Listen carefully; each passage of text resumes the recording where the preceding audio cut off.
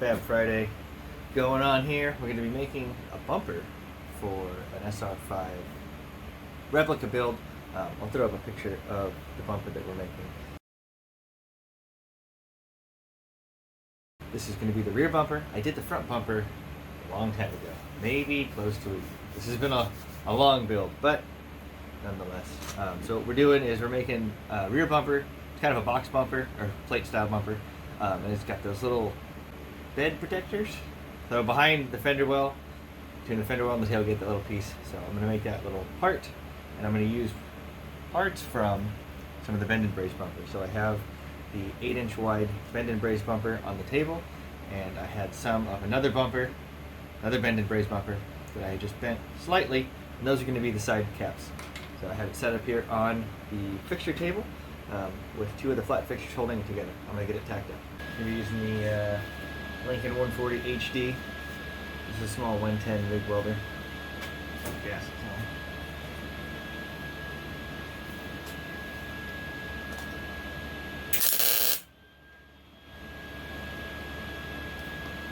Loosen the ring nuts so you can kind of see what I'm talking about. So this is going to be the side of the bumper. Back. The other side tacked on. Said it before, but these fixture tables are really quite handy. No magnets needed. Magnets are still good. I do use magnets to hold stuff from time to time.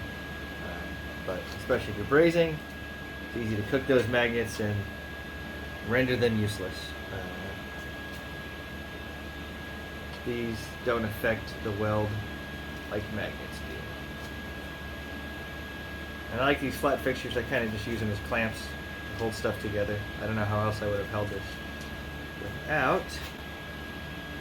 And this is kind of how I'm having it set up. So I'm going to tack it on this corner, top corner. So I have everything set up, same as the other side, with the flat fixture.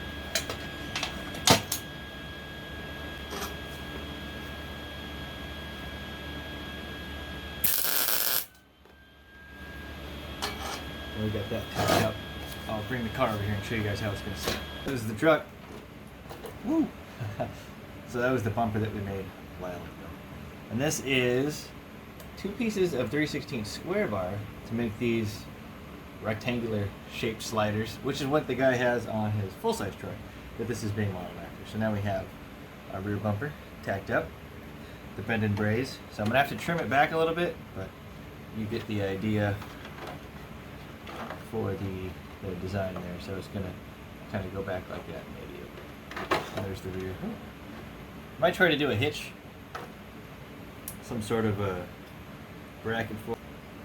So I set it up on the body and I made some marks to where the end of the fender well is. So I'm going to cut that on the chop saw. But before I do that, I'm going to add a couple more tacks to the side plate onto the bumper. That way everything's nice and secure when I go and cut on the saw and nothing shifts. It's a little weird to do it this way, but building and then removing is a little bit easier sometimes than trying to chop a small piece down. We got it back on the fixture table.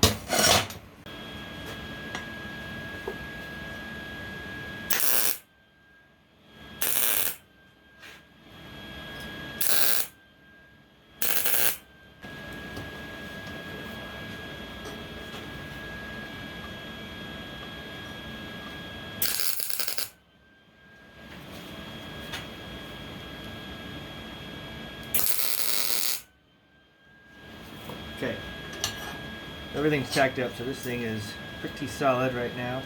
Let it cool off, and we'll burn my gloves, and then I'm going to cut it where those lines are. And I am going to double check my measurements, so I'm going to measure from the back over, with the caliper, to make sure they're the same for consistency. Caliper.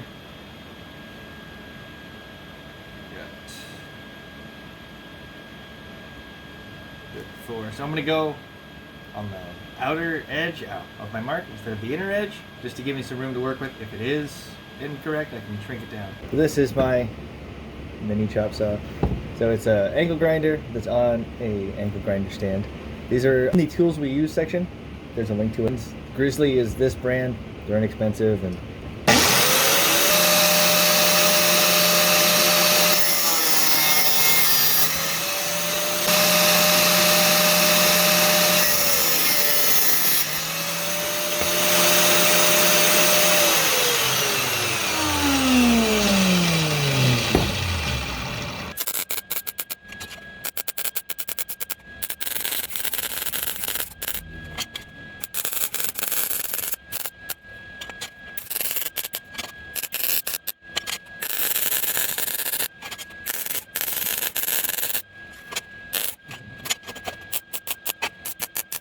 So we've got our long bumper tabs mounted up here. Just watch this get welded, and then after I welded it, I took the Makita little 90 here and cleaned it up with some 40 and then some 60 flap disc to get this finish that I was looking for. So this is the top edge, this is the bottom edge. You can see we were able to get that kind of wraparound side piece, and this is going to sit like that. And then the body obviously will be on top. So running these big old 4.75s and not wanting to trim that body too much, kind of lifted everything up, and then to close the body gap between the rails and the body, what I had to do is stack bumper tabs. So I have the long bumper tabs, and then I welded some universal tabs inside this bumper. So this is going to sit right on top of that, same width as the rails. Now what we're going to do is set this up like that, and then get it tacked up. And then we're going to tack this with the TIG, because I need to mount it right where it is. And I don't need to worry about, or don't want to worry about getting spatter from the MIG onto the tires and poking holes in them.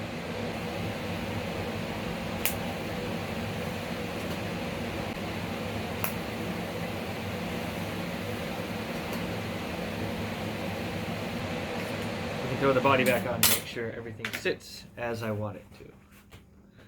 Hopefully we're not going to roast anything, not put anything's in that area. So you guys see the front bumper on there. Ooh. Now we have the rear bumper. So the way I set this up too, I had those bumper tabs pushed all the way forward. So now to get the proper bumper depth that we want. I mean, this is sucked up all the way. This is nice and tight. But if we want to pull it out a little bit, we can pull it out about 8 millimeters or so. We can pull this back and give us a little bit of a actual bumper ledge there. So that's the bumper mounted up on there. So I thought about MIGging it, but I think what I'm going to do is go in and TIG this, because these are both fairly thick. This is the 11 gauge, or what our bumper tabs are. So I think I'm going to just fusion weld that actually. No filler. Just whoop. There we go. So what I actually did is, since this is where I need to weld, so that would be rear side weld. That would be rear side weld. What I did was I clamped it to the fixture tower, so I can have it sitting upright like this, and then I can do my weld right on that clutch rack.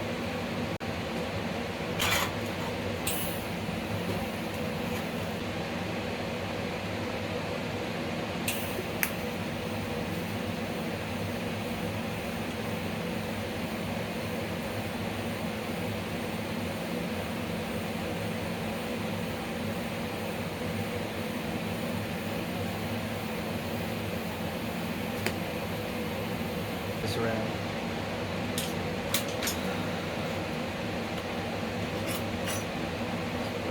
Around to the other side. Since we are putting a bit of heat into it, it's not bad to jump around, keep things from warping.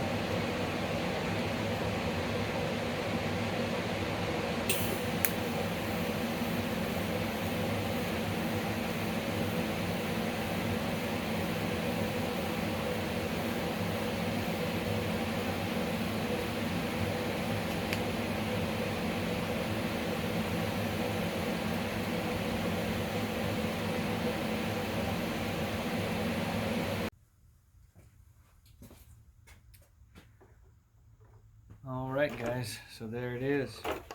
This is the rear bumper. Mounted. Tabs welded in. Bolted up. So now what I gotta do to finish this truck is to clean up the wiring. So full My Trick RC light kit. There's gonna be a dragon stuffed in here. I gotta figure out where I'm gonna mount the ESC. Got to put a Sidewinder in here. No, I actually think we're getting a Mamba Micro in here. What else is cool about this? This is our RC 4-wheel drive winch plate for the winch. And that same plate, you can drill those holes to 1/8, and then you can mount servo ears. So this is actually a lay-down servo mount for the front. So we have servo, winch, there's going to be a light bar. All the lights in the car. So we've got the headlights with high-low.